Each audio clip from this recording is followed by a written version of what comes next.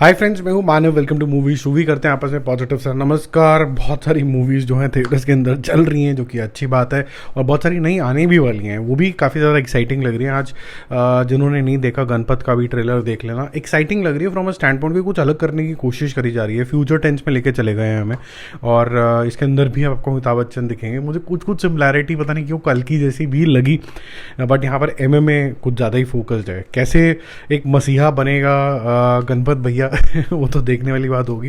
काफ़ी कुछ future references यहाँ पर लिए गए हैं, टेक्नोलॉजी भी दिखाई गई है, टपोरीपन भी दिखाया गया है। अभी इसका बैलेंस कैसे बनेगा वो देखने वाली बात होगी। फिलहाल coming back to the topic, thank you for coming. Mission Raniganj और दोनों फुकरे और जवान, कुछ मूवीज़ तो अपना एंड कर चुकी हैं, तो उनके बारे में तो हम सिर्फ एक नॉर्मल से डिस्कशन करेंगे कि इसका लाइफ टाइम बिजनेस क्या होगा, जैसे कि दोनों, या फिर thank you for coming. Fukrey थोड़ा सा चल रही है, मिशन रानीगंज इस हफ्ते कवर करेंगे, फिर उसके बाद इसकी भी समाप्ति हो जाएगी, क्योंकि इसके बिजनेसेस इतने ड्रॉप हो गए हैं, जिसका जवान 33rd डे के अंदर भी कर रहा है। तो उल्टा शुरू करते हैं। थैंक यू फॉर कमिंग का जो डे 4 का कलेक्शन है वो है मात्र 1 करोड़ रुपये। वेरी पुअरली मार्केटेड, जैसे मैंने आपको बोला था, क्योंकि इसकी जो मार्केटिंग है उसके अंदर अगर पर्पस ही नहीं होगा तो फिर औरतें या फिर जो वुमेन है वो क्यों देखने जाएंगी। और कहीं ना कहीं मेन को भी इसको अंदर इन्वॉल्व करना था, जो कि किया नहीं, because whatever they are asking lot depends on the men also, so men not included, not fair. तो इसके डे 4 1 करोड़ रुपये, जिससे इसका टोटल हो गया 5.5 करोड़ रुपीज़। ये 8 या 9 करोड़ रुपए के ऊपर अपनी समाप्ति की घोषणा कर देगी। कल से इसको कवर नहीं करेंगे। वहीं पर अगर हम मिशन रानीगंज की बात करें, तो जो डे 4 है वो 2 करोड़ पे ड्रॉप कर गया। कल ठीक ठाक सी जंप आई थी 5.5 करोड़ रुपए की। मंडे का दिन है, मैचेस भी चल रहे हैं, तो 13 करोड़ रुपए has become 15 crore rupees. 18 crore rupees के आसपास का वर्ल्ड वाइड कलेक्शन है। अब इससे उम्मीद कम ही है। मैंने आपको एक एस्टिमेट दिया था कि इसका बजट कितना है, कितने पे प्रॉफिटेबिलिटी आ जाएगी, मेकर्स और जो एग्जिबिटर्स हैं किस पॉइंट पे खुश होंगे, तो उस कैलकुलेशन के हिसाब से करीबन इसको 60 करोड़ रुपए अचीव करना था, जो कि बिल्कुल इम्पॉसिबल लग रहा है यहाँ पर देखते हुए।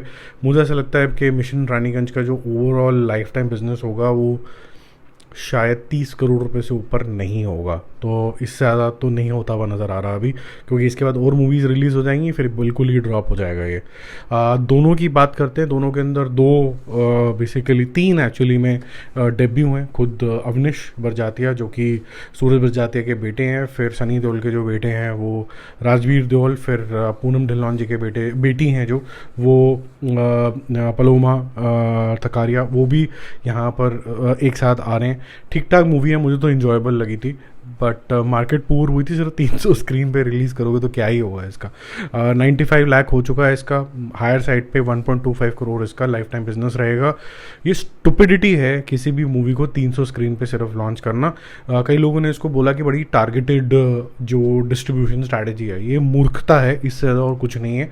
अगर आप पहले दिन ही इसको मास करते तो आपको पहले दिन ही करीबन किसी स्टार सन का लॉन्च वॉन्च हो रहा है, 3-4 करोड़ तो वहीं आ जाते हैं आपके पास। पता नहीं क्या मूर्खता आपने करी है, समझ ही नहीं आया। कोई लॉजिक नहीं बनता, कोई बिजनेस सेंस नहीं बनती इसके अंदर। फुकरे की बात करते हैं। फुकरे 3 का जो डे 12 का कलेक्शन है वो है 2 करोड़ रुपए। कल था 4.25 करोड़ रुपीज़, तो 76.5 करोड़ है बिकम 78.5 करोड़ रुपीज़।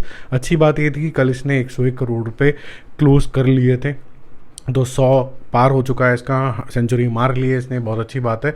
मुद्दा ये उठता है कि क्या ये डोमेस्टिक बिजनेस भी इतना करेगी।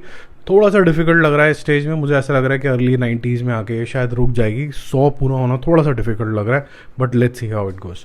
जवान की बात करते हैं। जवान ने कुछ एक अच्छा कार्यक्रम कराया, आज रिकॉर्ड बनाया है एक, उसके बारे में बात करते हैं। तो जवान का जो डे 33 है वो 1 करोड़ रुपये हुआ है। मैंने 75 से 80 लाख रुपये कल आपको बताया था कि होने की संभावना है, तो 1 करोड़ रुपये इसका हुआ है। कल 3 करोड़ रुपये हुआ था। 624 crore has become 625 crore rupees, जिसकी वजह से जो इंक्रीमेंट आया है वो हो चुका है 567.5 करोड़ रुपीज़, जो कि इसका हिंदी का टोटल कलेक्शन हो गया है। 600 करोड़ रुपए नहीं होगा, बहुत डिफ़िकल्ट है, और 650 करोड़ के आसपास ये आई करेगी movie to see as a lifetime, जिसे कहते हैं ना बिजनेस। बाकी अगर हम ये बात करें कि ये जो जवान की जो मैं अचीवमेंट की बात कर रहा हूँ वो क्या है, इसने 3.51 करोड़ फुटफॉल का रिकॉर्ड बना दिया है, जो कि सबसे ज़्यादा है। इससे नीचे पठान साहब हैं जिनका 3.49 करोड़ रुपीस का रिकॉर्ड है, और उससे नीचे है गदर 2 जो कि है 3.41।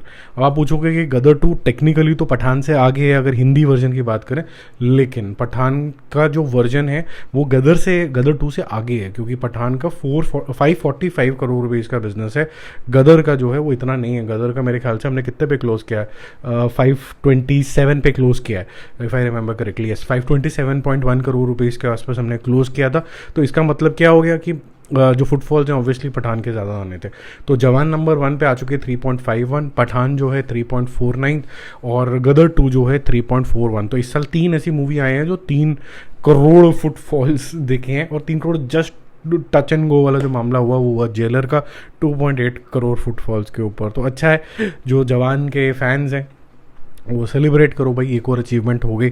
और ये सब रिकॉर्ड्स बहुत टफ हैं, हाँ, इसको ब्रेक करना थोड़ा सा डिफिकल्ट होगा, लेकिन हम चाहेंगे as true fans of cinema, not an individual star, यहाँ पर किसी स्टार की भक्ति नहीं होती है।